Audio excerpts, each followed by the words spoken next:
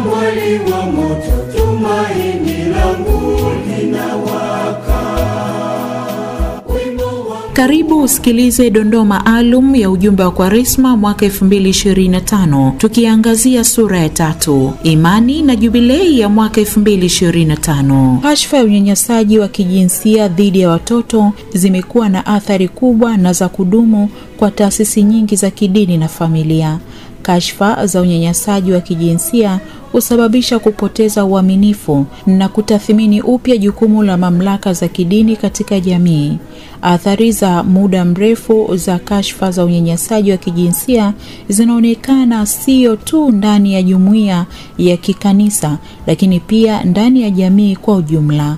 Kashfa ya unyanyasaji wa kijinsia zinahitaji uwajibikaji na mageuzi katika jumuiya za kikanisa na familia. Mdororo wa kiuchumi ni changamoto kubwa ambayo makanisa na mashirika ya kidini yamekuwa yakipambana nayo katika miaka ya hivi karibuni. Mdororo wa kiuchumi ni matokeo mchanganyiko wa mambo yanayoathiri uwezo wao wa kuendeleza shughuli, kudumisha miundombinu na kutimiza dhamira yao. Kupungua kwa usaidizi wa kifedha kunachangiwa na ukweli kwamba vizazi vizee ambavyo vina mwelekeo wa kuchangia mara kwa mara vinapungua kwa idadi. Mdororo wa kiuchumi au kutokuwa na uhakika wa kipato cha kiuchumi kusababisha kupungua kwa mapato yanayoweza kutumika na kusababisha watu binafsi kupunguza utoaji wa misaada, ikiwa ni pamoja na taasisi za kidini.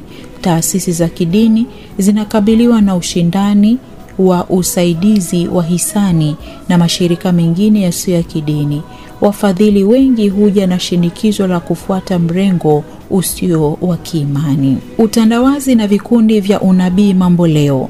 Watu wa vikundi vya unabii mamboleo vimekuja na mafundisho yao kuvutia watu kwa kuahidi mafanikio. Hii ni changamoto kwa imani ya kweli. Mafundisho ya Kanisa Katoliki kuhusu masuala ya kimaadili na kijamii yanatofautiana sana na yale ya imani nyingine. Utandawazi huleta maoni tofauti kuhusu kanisa, teolojia na huduma ya kichungaji. Kanisa halinakili tu mbinu na njia za mifumo mingine ya kijamii na kifalsafa, bali lina maisha ambayo ni zaidi ya hayo. Kanisa linakuwa la kidunia linaposhushwa hadhi na kuwa shirika la kijamii kama mashirika mengine ambayo yapo katika jamii. Kanisa ni taasisi takatifu inayoanzishwa na Roho Mtakatifu.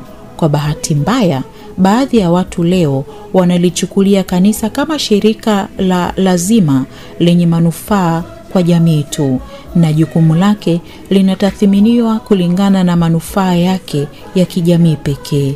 Kuna wengine pia ambao hawaoni jukumu la kinabii na utakaso la kanisa ambalo linajumuisha utakaso wa wanadamu na ulimwengu wote. Badala yake wanakubali kanisa tu kama nyenzo ya mapato na mapambo. Wanahitaji kwa ajili ya kupamba sherehe mbalimbali na kuangaza kwa uwepo wake.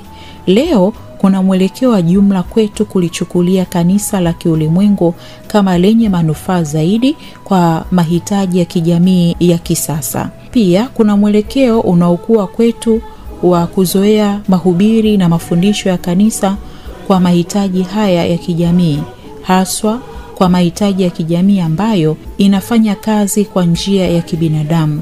Na kwa sababu tunaogopa kukataliwa, manabii mamboleo wameangukia katika jaribu hili, na ndio maana wamejikita kwa wale wanaotafuta tiba, mali na fahari za kiulimwengu. Simameni imara katika imani.